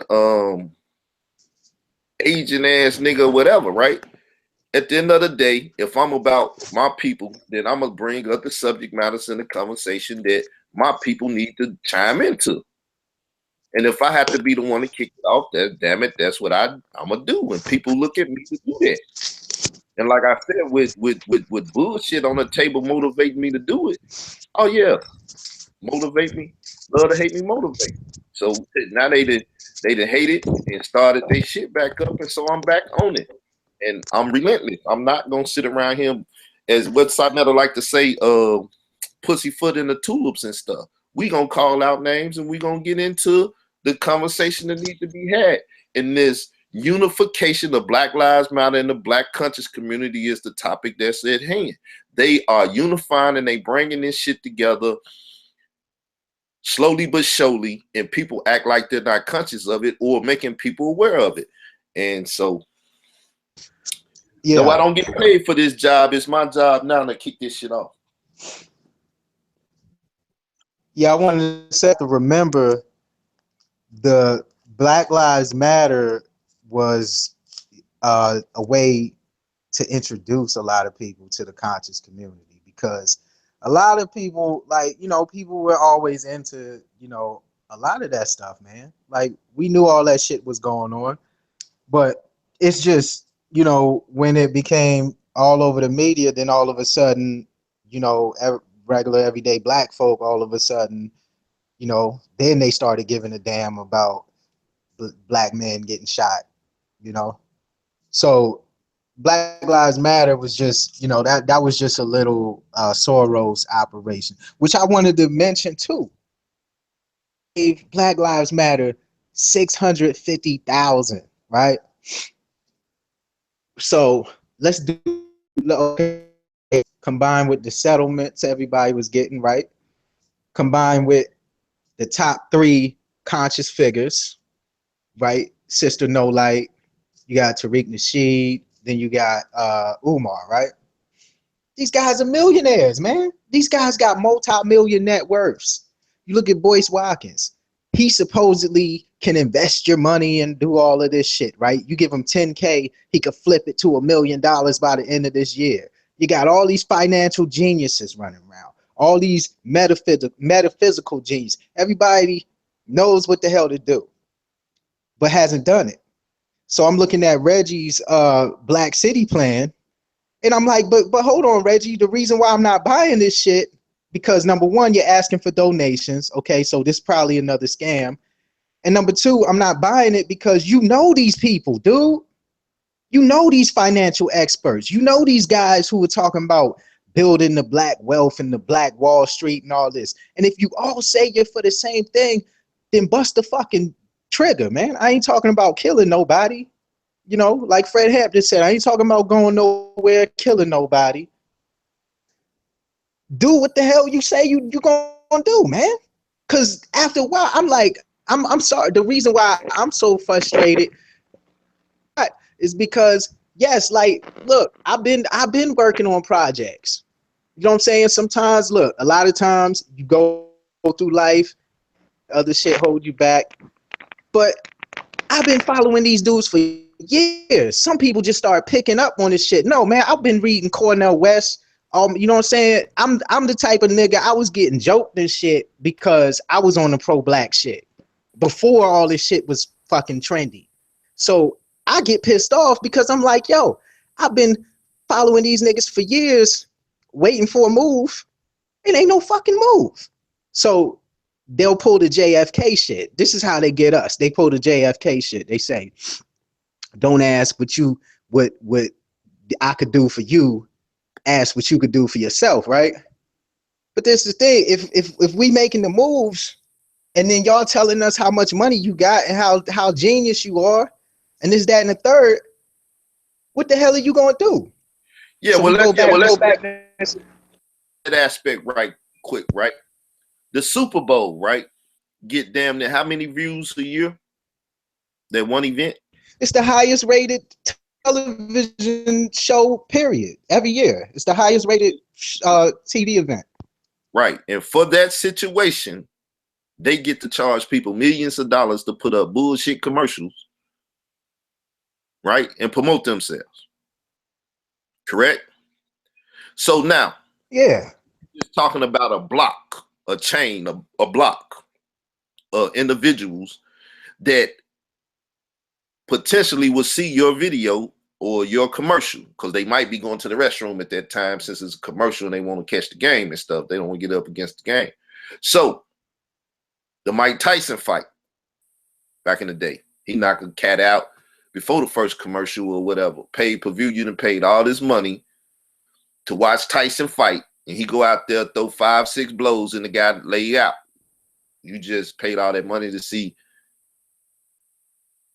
5 minutes of a 12-round bout. You know what I'm saying? So what I'm trying to say is the quote-unquote conscious community, as the brother was saying last night, the quote-unquote conscious community had that potential at one time with the Sonetta TV network, where they claimed and showed numbers that was skyrocketing. And this is the same thing you see with Polite saying, well, I got 1 million people watching me over here. I got 1 million people watching me over there. Now, you can buy those numbers or you generate them numbers. But the fact that you claiming that you got them numbers and that viewership and that audience, then now you can sell shit. You can sell time and stuff. You know, what you want to put your logo on my back while I'm fighting? You know, so that is what the conscious community right to. And that's why when I played the King Noble audio yesterday, King Noble slayed him. I was like, you know, because we all sit up here and think we know what's going on and we view it a certain way, but some people just hit certain points like, oh shit, he killed it. So when King Noble tell you that Sonetta is about this capitalism, this, that, and the other, and those that really go over there and fuck with him in that manner and sell their souls and become the hoes of consciousness, then look at what you're looking at. These people are about money, and that's what this whole situation turned out and is turning out to be. It's about money. It's not about the liberation of our people. Now, you, as people like to say, do you have to be broke to liberate the people? No, you don't have to be broke to liberate the people. But at the same time, you can't have money and don't use that towards the liberation of the people. So why do the people have to put money in the bucket when all of y'all sitting up there with money? Because you don't want to put your money out there for the people. You want the people, as you say, to put their money out there. This is the whole mindset that we seen with the van shit. Why? I can buy the van, but why should I buy the van when the van is for you all? If you want the van, then you buy the van. If you don't want the van, don't buy the van. And it won't be no van because I ain't buying shit. But you say it's for the people and you can buy it and you can purchase it. So that's contradictory there. That's why I say all you got to do is sit back and really listen to these people and keep going through the shit and analyzing what they say. That's why I played the video and had the audio out there when Polite said, when my money get low, I do any immoral thing. I hear motherfuckers say that. That's light bulb 101 pop up. Boo-hoo.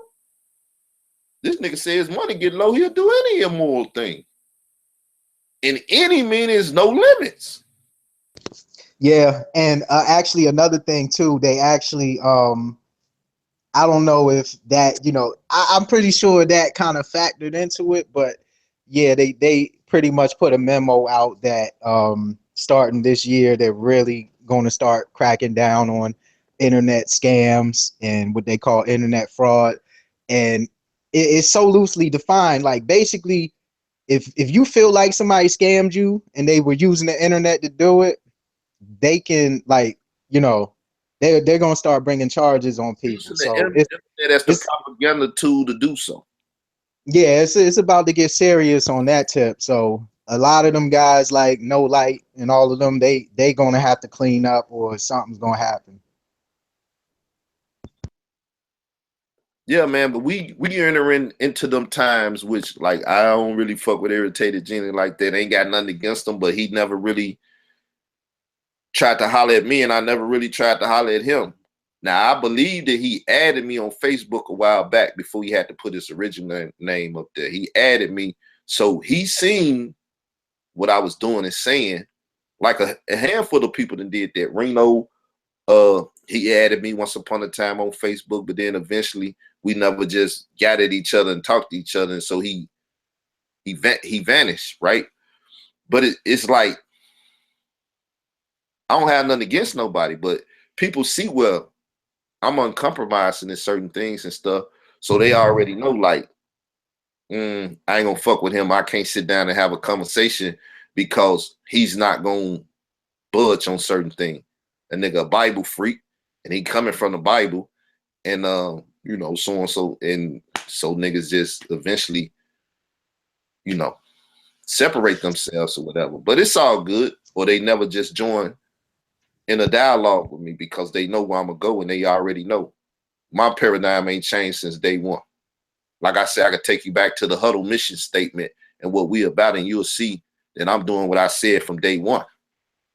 I'm trying to create more watchmen to watch what's going on, look out, and see the dust kicking and like, hold up, shit, we got 100 horsemen heading this way. Are they friend or foe? Blow the trumpet, y'all. We got some people approaching the gate, and we don't know who they are and what they here for. Get your swords and shit together and get ready to run. Bottom line, Soros gave Black Lives Matter $650,000, man. That's outrageous. That's outrageous. Yeah, but to see, And they wasn't the only group that gave them money. You know what I'm saying? So what people fail to realize too, because it became a question of why did conscious community people, certain people, get a spike last year in popularity? Right, right.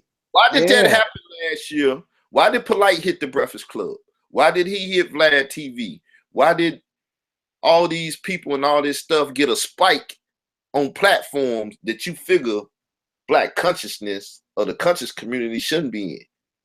It was a reason for that spike in popularity in the conscious community and those individuals and the merging of Black Lives Matter in the conscious community. Right? See, you got to just watch it. Long as you stay in tune with the timeline, you will do it. You can deal with it. That's why I love watching Westworld last year. It showed you, though you watching stuff, you fail to realize if you keep all the timelines together and keep them right in your head, then you can see the narrative. That's why I keep talking about the narrative. They talked about it in Westworld. It's not the story. So when I tell you a story, okay, you know what just happened right there. I tell you a story about what happened in 2009, right? Then I tell you a story about what happened in 2014. Then I tell you a story about what happened in 1999. All these are stories, but what is the narrative? What is it leading to? What is the open-ended conversation that we haven't made it to the end yet? The saga is what they call it, right?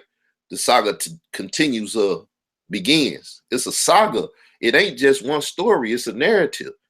Where you trying to get, what it takes to accomplish it, and back to the JFK, is not what I can do, but what we can do to deal with the narrative.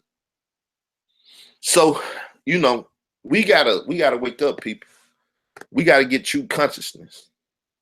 When we become truly conscious and awakened to what's going on, and that's what I'm trying to help people do, then hey, we gonna kick ass. But right now, we still just a black caucus. We just a black caucus laying on the battlefield called, you know, the battle of, well, the field of Megadu, we'll call it that. And we just haven't resurrected to, you know, fight the final battle, right? Everybody that know what I'm talking about know what I'm talking about. But that's what it is, people. It's some real shit that we got to address. And I think a lot of people are afraid of it. And if Malik really want to have real conversation, then you got to talk to nobodies. You can't talk to control opposition. Malik doesn't even answer his phone, man. Call that number. Call it. It's a 301 area code. Okay, so that's Southern Maryland. Call that number. Some guy gonna answer the phone. He's at a call center somewhere else. So it's like on some proxy shit. Yeah, I know. Gonna answer the damn phone. The best way to get in contact with Malik is hit him up on Facebook. He responded to all my messages.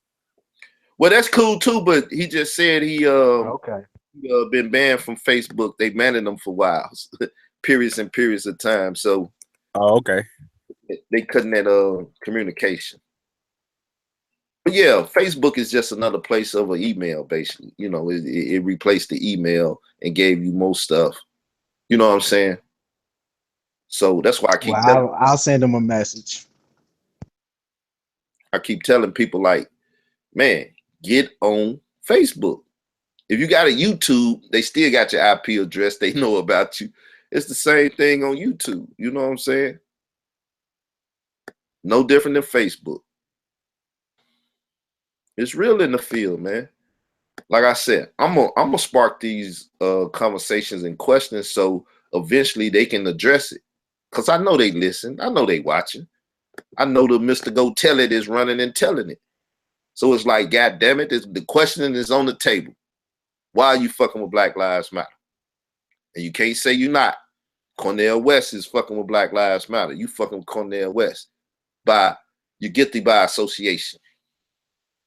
Until you disassociate yourself with it by making a blunt, open statement that you don't fuck with it and you ain't got nothing to do with it, then you deny your handlers or whatever, and either they gonna say, okay, that's cool the way you play it, or nigga, you can't be denying us.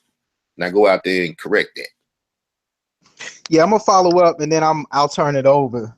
Going back to what the brother was saying about how, you know, when you progress in politics and things of that nature, you know, the mission changes. You know, then it's about the money, then it's about the you know, the next election, then it's about other things.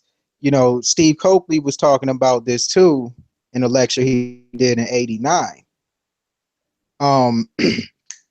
Like Jesse Jackson and people like that, he was saying you basically open yourself up to be a whore, and then you start being more of a whore, and then you start taking trick money.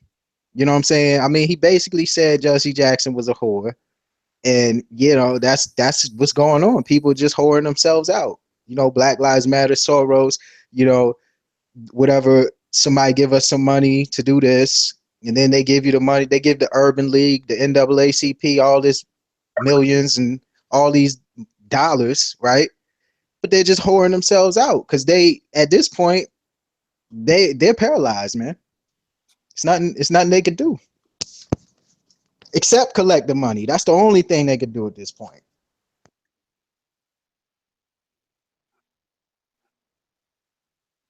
Yeah, and can you hear me? Yeah. Yeah, at this point, man, that's what I'm looking at. Malik Zulu Shabazz, man, that's what I'm looking at this dude, man. If you look at his stance with Khaled and his stance since Khaled, man, you can see the compromise. You see what I'm saying? And so you know what I'm saying? You can just see it. You know what I'm saying? And I can keep harping back on this point, to align yourself with a group that's anti-black fatherhood, when that is part of the damn problem in the community in the first place. That in and of itself is counter-revolutionary, like Yami was saying. That's counter-revolutionary, man. So it's like, you know what I'm saying? Like I ain't really, you know what I'm saying? I ain't really feeling none of that, man. So, you know, it kind of go back to the polite head with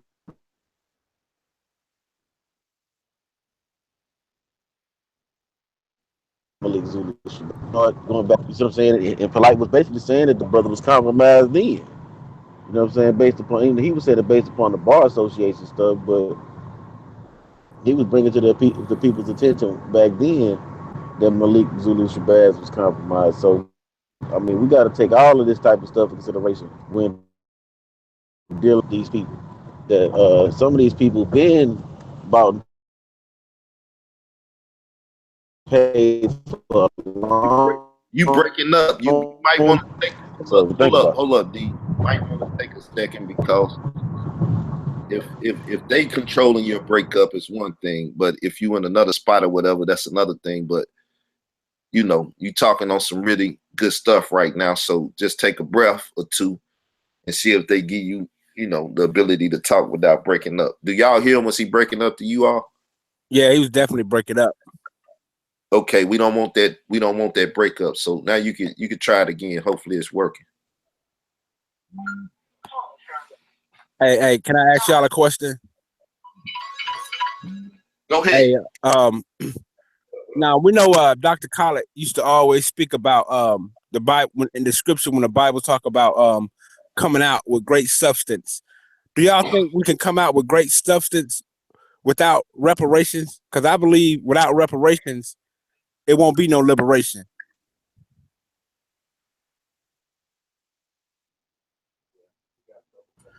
I don't believe we'll ever get reparations, so we have to find another way. So Yeah, I agree. how do you think we could come out with great substance? You know, when the scriptures speak about us coming out with great substance, what do you think that great substance is pertaining to or contains? If I was to say it, it would be our mind, our ability to do for self, or our skills. I can respect that, brother. I mean, and if we talk about reparations, to go back to what I said, they're never going to give us a lump sum. Like we got to, like some of the stuff, we got to start understanding why it's not going to happen. A, we're not organized enough for us to get. Let me start with this. First, we hate ourselves. That's first of all. So second of all, we're not organized enough for them to give us a lump sum of money and all that. We ain't organized enough for that. So you know what I'm saying? I'm talking about as a whole, we're not organized. So the best being in the condition that we are in, we gotta if we go get reparations, it gonna have to be in a form of something to where it provides each individual with a safety net, so they don't do the exact same stuff Dave Chappelle said when he gave his thing about black folks getting reparations. You see what I'm saying? Yeah. For that not to happen, we have to put built-in safety nets. That's why I said black folks not paying taxes for the rest of their life, for perpetuity for all generations. We don't never have to pay taxes again. And our first 10-year tax money goes into fund to where after that 10 years is up, we can access that. The individual can access that fund, and now he got money to start his own business. He got money to, you know what I mean, to become self-employed. You see what I'm saying? So we gonna have to find, and that way, a brother be able to work for himself or sister be able to work for themselves, and they can contribute to the American economy because they'll actually have the funds to do so. And that could be something that you can sell to politicians and say, hey, we get more black people, and then not only do we not have to pay taxes, we get 2 years of free college. Well, You know see, what I'm saying? that's the So thing. That's the thing about the churchonomics that I talk about, is the fact that the church don't have to pay taxes. We as a people really don't have to pay taxes either. That's a whole nother conversation. But it's most definitely the church that don't have to pay taxes. And when you align yourself as a church, right, and not the 501c3, right, with the government, you're tied with the government. But your group, your money that you group together, you don't have to pay taxes on it. And that's the money that you want to do things with it anyway. Now, as individuals, even as Jesus say, run unto Caesar's what Caesar's. But the church, it's on the ecclesiastical principality, and it don't have to run a shit unto Caesar, right? And the Constitution of the United States of America agrees with that wholeheartedly. So when you don't see yourself as the church, or you don't function as the church, then, you know, you done just fuck your whole group economics up. And that's what the church pot, or the pot, like they was passing the bucket around, using the same economic tactics that they do at the church, passing the collection plate around. But the collection plate is supposed to be to collect the tithes and the offerings that goes to the nation of Israel. So, like I said, I ain't really got in my churchonomics again and laid out my plan. I got my PowerPoint and working on it, but I ain't really got into it. But yeah, man, identifying as the nation of Israel, as the church that was in the wilderness, this, that, and the other, shit, we can beat a lot of this system. We could beat a lot of this system just by doing that. We already got the answers. We already organized as the church. It's just after Lyndon Baines Johnson dropped that 501c3, which was very tactical in bringing the church, or bringing the people of Israel back up on that law. You know what I'm saying? Bringing them back under that autonomy, that authority. We've been fucked up. That's where we can be separate and equal and everything else. We don't have to integrate on the man. It's so much, man. We got the answers, man. It's just putting the work in. But like I said in one of my little raps and stuff, people just don't want to take the game from me. And I don't understand why. But everybody got a little game. So if you ain't got game, you a lame, and people gonna run game on you. So that's why it's good to talk, man. And so yeah, so I mean, like I said, man, we gotta start watching these dudes, man. A lot of these dudes, they told you that they gonna give you your leaders. You see what I'm saying? So we gotta start looking at that. You know what I mean? We gotta start looking at these dudes that's showing the propensity. Pops told me, you know what I'm saying, you never compromise your manhood. You see what I'm saying? He said, because once you start erasing that line and setting it at another line of demarcation, you know what I'm saying, where do you stop compromising that? So what we gotta start doing is looking at these dudes. Once we start seeing them compromising, especially if it's compromising to our detriment, it's one thing for them to say, you know, for an example, we shouldn't do business with no other nation. And then they say, you know what, I was wrong. We need their money, just like they come in our community and do business with us. That's a different type of compromise because he's compromising for the better. He's trying to expand our base of economics, our economic base. But it's another thing to be compromising when it comes to affiliation with a group like Black Lives Matter that is totally counter revolutionary. Again, with its stance on black fathers. Like black male. And, yeah, exactly. So now we got to go back to that polite debate, and polite was telling you that the dude was compromised back then. Yeah, man. Well, this is what I'm gonna do, man. I'm gonna step away for a second. I'm gonna come back. Hopefully they let Israel Doctrine Reloaded pop up. You know, damn, oh, I got a video popping up. I'm like, what's all that noise? You know, Hey Israel. Go ahead. Before you dip out, have you ever thought about bringing on the brother Dawood? Because you know, when it comes to a lot of these charlatans and guys playing both sides to the middle, you know, he didn't went in on a lot of these guys like Malik, Cornell West, and a lot of these guys. You know what I mean? I think it you know, if you have you ever considered that? That's another brother that know me, know what I do, know what I talk about and stuff. But he feeling some kind of way. He in his feelings and shit. Oh, okay. We never really talked that much or bump heads on a couple posts early in our, you know, Facebook interaction with each other a little bit. But no, I'm talking about the old school brother, old school Dawood, not the one from Chicago, the brother Dawood from New York. They used to be on Sinetta back in the day. They used to run, you know, he teach with Bobby Hemming and Phil Valentine back in the Gap. Well, I don't know these people. If y'all give my info and they come fuck with me, I fuck with anybody. Like I said, I fuck with the homosexuals and shit too. But it's gonna be a different conversation than with the next person that deal with them. You know what I'm saying? It ain't like I said, I don't run from nobody. I don't run from no topic of no discussion. And I got my position. It's codified. It's laid out. I'm not gonna change my position to compromise it. So I could go to any forum, any place and represent. I want to. Anybody can come on my forum and they could, you know, the best part of my forum is interviews when you don't want the fighting and the confusion and the arguing and the nigga get thrown off. You know what I'm saying? It's basically like, who are you, what you do, how do you view these things and stuff. I'm not gonna argue with you. I'm just gonna try to get your insight. You know what I'm saying? Yeah, that's and real. your position and how you look at it. But if we're not having an interview, it could get out of hand probably, because I'm most definitely gonna take my stance on controversial things or whatever. But I don't have no problem.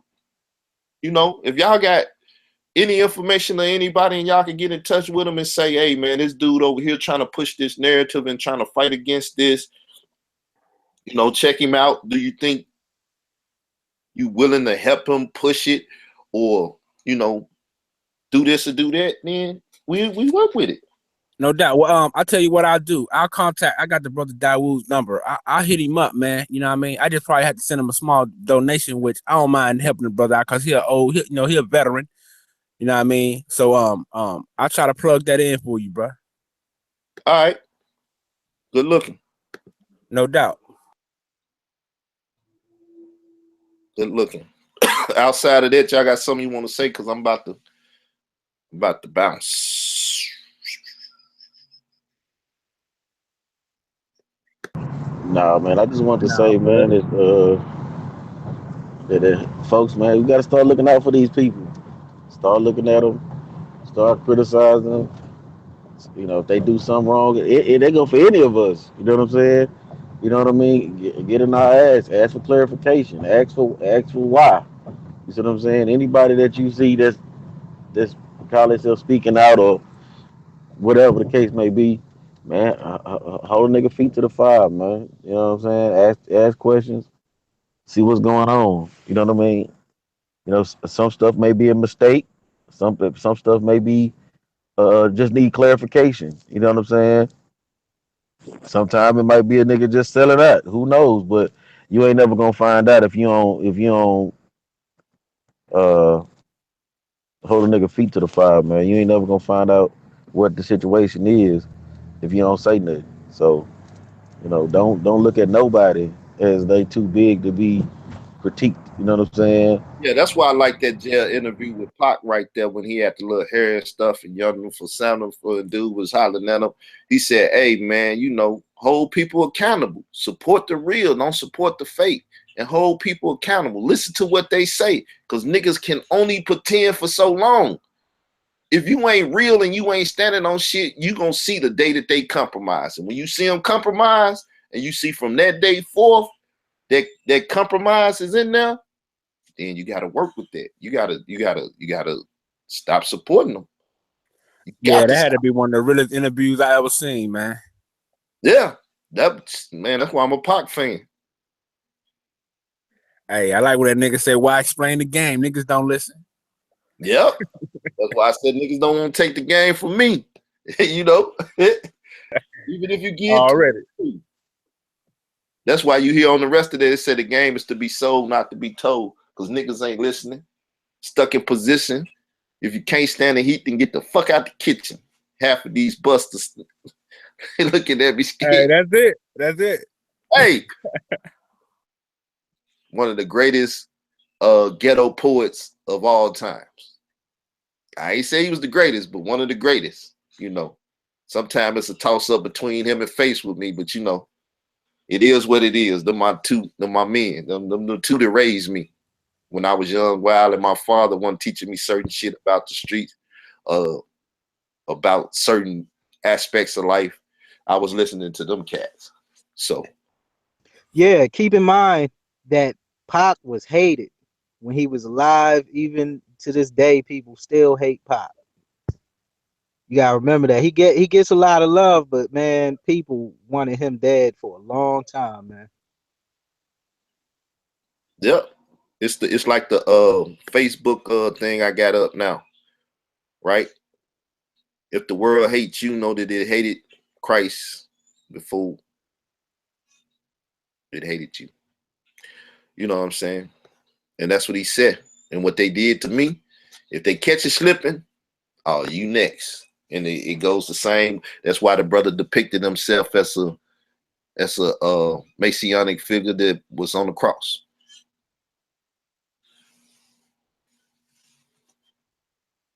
And even if you look on the album, he say, hey, no disrespect to Christ.